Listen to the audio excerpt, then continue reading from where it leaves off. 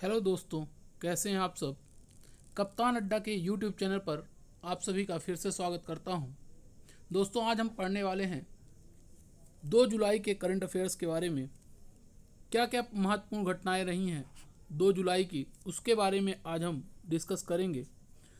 तो दोस्तों, सबसे पहले आज जो क्वेश्चंस हम डिस्कस करने वाले हैं वो डायरेक्ट आपको मल्टीपल चॉइस क्वेश्चंस मिलेंगे, एमसीक्यू में रहेंगे। उसके अलावा वन लाइनर फैक्ट मिलेगा, प्लस साथ ही साथ आज से मैं आपको करंट अफेयर्स के साथ में एक छोटा सा सेशन स्टैटिक जीके का भी बताऊंगा। कुछ इंपॉर्टेंट जो भी टॉपिक्स हैं जो पेपर्स में पूछे जाते हैं उनके बारे में मैं आपसे एक टॉपिक रोज डिस्कस करने वाला हूं इसी करंट अफेयर्स सीरीज के साथ ही साथ। तो दोस्तों, शुरू करते हैं आज की प्रमुख इवेंट्स के बारे में।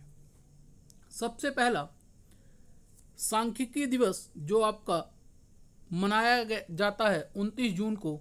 इस अवसर पर एक मोबाइल एप्लीकेशन लॉन्च किया गया है। उसका क्या नाम है? उसका नाम है GOI स्टैट्स। GOI स्टैट्स नाम से एक मोबाइल एप्लीकेशन लॉन्च किया गया है। इसका उपयोग आपका जो हमारे स्टैटिस्टिक्स से रिलेटेड डेटा हैं, सांख्यिकी से रिलेटेड डेटा हैं, इन डेटा को शेयर करने में आसानी होगी, उसके लिए NSO द्वारा इसे विकसित किया गया है। किसके द्वारा डेवलप किया गया है? NSO के द्वारा। और नाम क्या है ऐप का? GOI stats. पूछा जाएगा यह एप्लीकेशन किसके द्वारा लॉन्च किया गया, तो लॉन्च किया गया NSO, राष्ट्रीय सांख्यिकी संगठन, आपका नेशनल स्टैटिस्टिक्स ऑर्गेनाइजेशन, उसके द्वारा इसे डेवलप किया गया है। दूसरा, राष्ट्रीय हल्दी बोर्ड का मुख्यालय 2025 में किस स्थान पर स्थापित किया गया? बहुत इंपॉर्टेंट क्वेश्चन है। अमित शाह जी के द्वारा इसका उद्घाटन किया गया। बहुत इंपॉर्टेंट क्वेश्चन है। तेलंगाना के निजामाबाद में इसे स्थापित किया गया है। बहुत इंपॉर्टेंट है, इसको याद रखिएगा। आपका नेशनल टर्मरिक बोर्ड या राष्ट्रीय हल्दी बोर्ड कहाँ स्थापित किया गया? निजामाबाद, तेलंगाना। तीसरे प्रश्न की बात करें तो कर्नाटक बैंक के किस प्रबंध निदेशक और CEO ने इस्तीफा दिया? तो वो हैं श्री कृष्णन हरिहर शर्मा। इन्होंने इस्तीफा दिया आपका MD और CEO से। साथ ही साथ ED शेखर राव ने भी इस्तीफा दिया है। ये दोनों के दोनों ने कर्नाटक बैंक से इस्तीफा दे दिया है। चौथा प्रश्न बात करें, BWF US ओपन 2025 में पुरुष एकल खिताब किस भारतीय खिलाड़ी ने जीता? तो आयुष शेट्टी हैं, जिन्होंने वर्ल्ड टूर 2025 में US ओपन 2025 में अपना पहला खिताब जीता है, याद रखिएगा। इसके अलावा महिला एकल में तन्वी शर्मा भी फाइनल में पहुंची थी, लेकिन वो हार गई, पर आयुष शेट्टी ने ये खिताब जीत लिया है। ये भी इंपॉर्टेंट है, स्पोर्ट्स सेक्शन से ये क्वेश्चन पूछा जा सकता है। आगे बात करें, एक हाल ही में महाराष्ट्र सरकार ने किसानों के लिए हेजिंग डेस्क नामक एक डेस्क बनाया है, जिसकी स्थापना किस शहर में की गई? तो ये स्थापना की गई पुणे में। पुणे में हेजिंग डेस्क बनाया गया है, जो किसानों के इनकम में स्टेबिलिटी लाने में मदद करेगा। उनकी इनकम स्टेबल रहे उसके लिए बनाया गया है, याद रखिएगा। हेजिंग डेस्क पुणे में स्थापित किया गया है। अगला प्रश्न है कि भारत में नया हथियार हब बनने की दिशा में कौन सा ऑर्डिनेंस फैक्ट्री कॉरिडोर स्थापित किया जा रहा है? किस राज्य में? तो वो है आपका बिहार। बिहार में एक कॉरिडोर स्थापित किया जा रहा है। अगला, फेयरफैक्स फाइनेंशियल होल्डिंग्स में सीनियर एडवाइजर के रूप में किसे नियुक्त किया गया? जी हाँ, अमिताभ कांत जी को नियुक्त किया गया है। फेयरफैक्स फाइनेंशियल होल्डिंग्स में सीनियर एडवाइजर के रूप में अमिताभ कांत को, जो नीति आयोग के पूर्व CEO रहे हैं और G20 के शेरपा नियुक्त किए गए थे, उन्हें अमिताभ कांत को सीनियर एडवाइजर बनाया गया है फेयरफैक्स फाइनेंशियल होल्डिंग्स में। याद रखिएगा, अमिताभ कांत नीति आयोग के पूर्व CEO हैं। साथ ही साथ G20 में इनको शेरपा भी नियुक्त किया गया था। आखिरी प्रश्न है, टेक वर्ष 2025 तकनीकी प्रदर्शन कार्यक्रम का उद्घाटन किसके द्वारा किया गया? तो ये किया गया आपका एस कृष्णन के द्वारा, जो आपके सचिव हैं एस कृष्णन, मिति आपका ministry of electronics and information technology, उसके सचिव एस कृष्णन के द्वारा आपका टेक वर्ष 2025 तकनीकी प्रदर्शन कार्यक्रम का उद्घाटन किया गया। याद रखिएगा, ये आपके आज के प्रमुख फैक्ट थे, इनको हम वन लाइन में देख लेते हैं। सबसे पहला प्रश्न, GOI स्टेट्स मोबाइल एप्लीकेशन किस संस्था के द्वारा? तो ये आपका NSO के द्वारा इसको विकसित किया गया। दूसरा, हल्दी बोर्ड की स्थापना अमित शाह जी द्वारा की गई, कहाँ की गई? तो ये है आपका निजामाबाद, कहाँ? तेलंगाना में। टेक वर्ष का आयोजन किस मंत्रालय के द्वारा? तो मिति के द्वारा, ministry of electronics and information technology, electronics और सूचना प्रौद्योगिकी मंत्रालय के द्वारा। BWF US ओपन 2025 का आयोजन कहाँ हुआ? Iowa, America, USA, Iowa. जीता किसने? आयुष शेट्टी ने। कर्नाटक बैंक की स्थापना कब हुई? 1924। कर्नाटक बैंक की स्थापना 1924। BWF का मुख्यालय कहाँ है? Kuala Lumpur, Malaysia. Kuala Lumpur, Malaysia BWF का मुख्यालय। बैडमिंटन वर्ल्ड फेडरेशन का मुख्यालय Kuala Lumpur, Malaysia. National commodity and derivatives exchange NCDEX का मुख्यालय कहाँ है? मुंबई। मुंबई में है आपका national commodity and derivative exchange का हेडक्वार्टर। अगला है आपका BMCS by modular charge system का निर्माण किस स्थान पर किया जा रहा है? नालंदा, बिहार। अगला प्रश्न, कर्नाटक बैंक के किस ED ने इस्तीफा दिया? शेखर राव ने। किसने? शेखर राव ने। हरिहर शर्मा MD थे और ED हैं शेखर राव।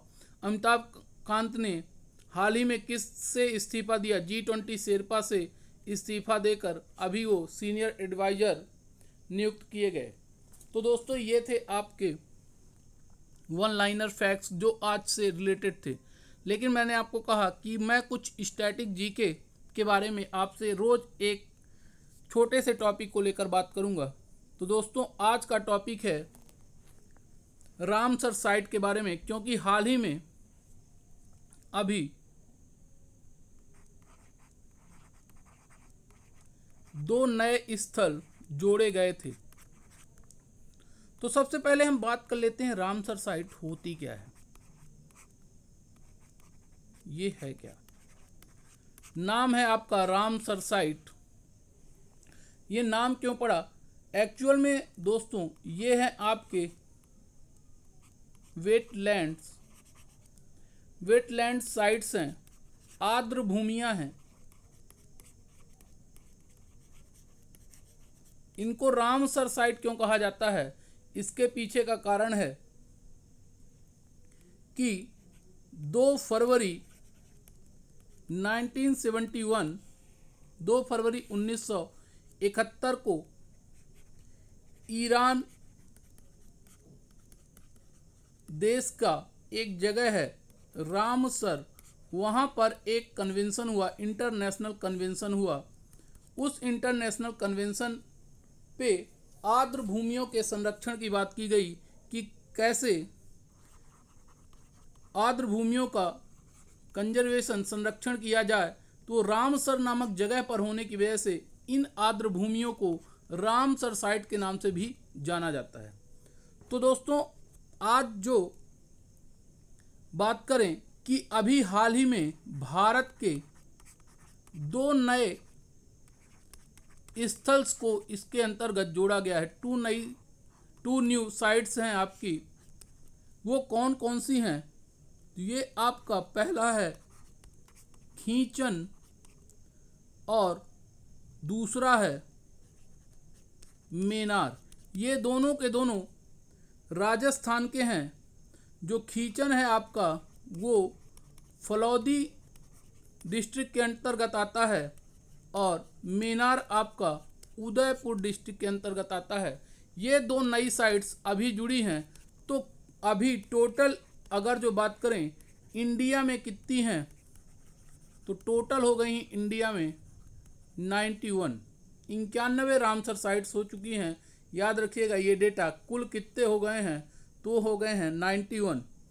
अगर जो बात करें कि पहली कौन सी थी, फर्स्ट साइट कौन सी थी इंडिया की, तो वो थी आपकी चिल्का झील, उड़ीसा की चिल्का झील। इसको शामिल किया गया पहली रामसर साइट के तहत और यह शामिल हुई 1981 में।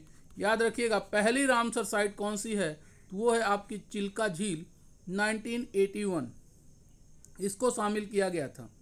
अभी टोटल कितनी हैं भारत में, तो वो हो गई हैं 91। भारत में कुल हो गई हैं 91।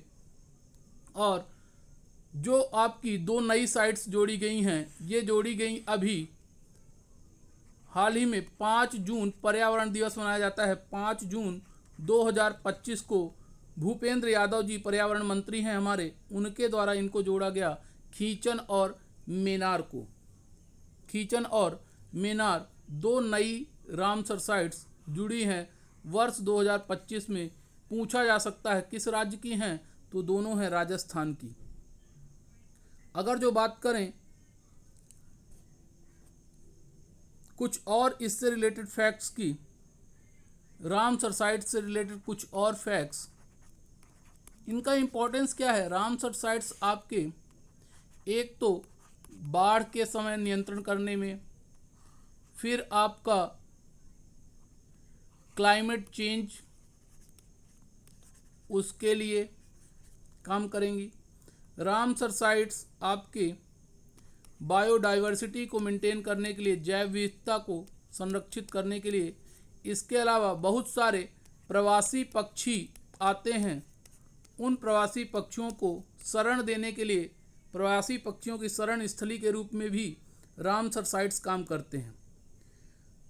अगर जो भारत की सबसे बड़ी रामसर साइट की बात करें, तो वो है आपका सुंदरवन।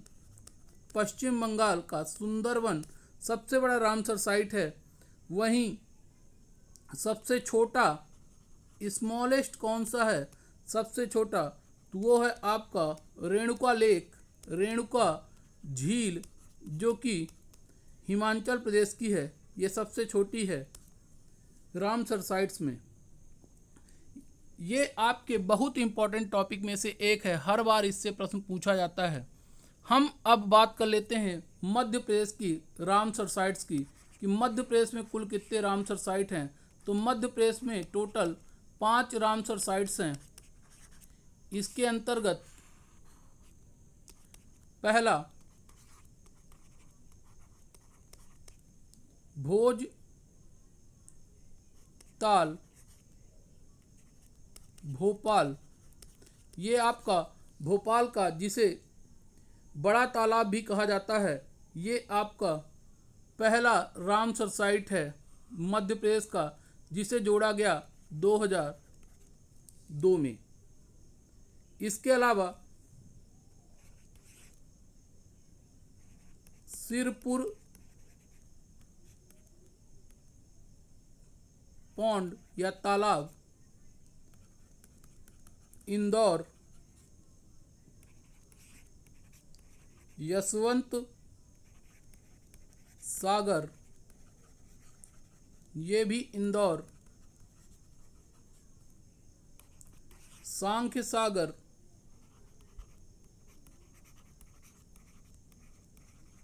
शिवपुरी,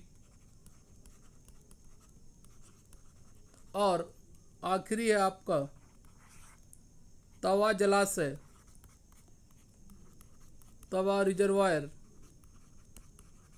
नर्मदापुरम। ये 5 मध्य प्रदेश की रामसर साइट्स हैं।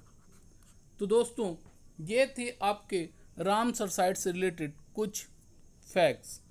तो ऐसे ही फैक्ट्स के लिए आप जुड़े रहिए कप्तान अड्डा के यूट्यूब चैनल से। इसमें आपको रेगुलर करंट का डेटा और एक इम्पॉर्टेंट छोटा सा टॉपिक रोज आपसे डिस्कस किया जाएगा, ताकि आपके एग्जामिनेशन की तैयारी को मजबूत किया जा सके और सिलेक्शन की राह थोड़ा आसान किया जा सके। तो दोस्तों, ऐसे ही वीडियोज़ के लिए कप्तान अड्डा यूट्यूब चैनल को सब्सक्राइब करें, लाइक करें, शेयर करें और बने रहें हमारे साथ। आज के लिए जय हिंद, जय भारत।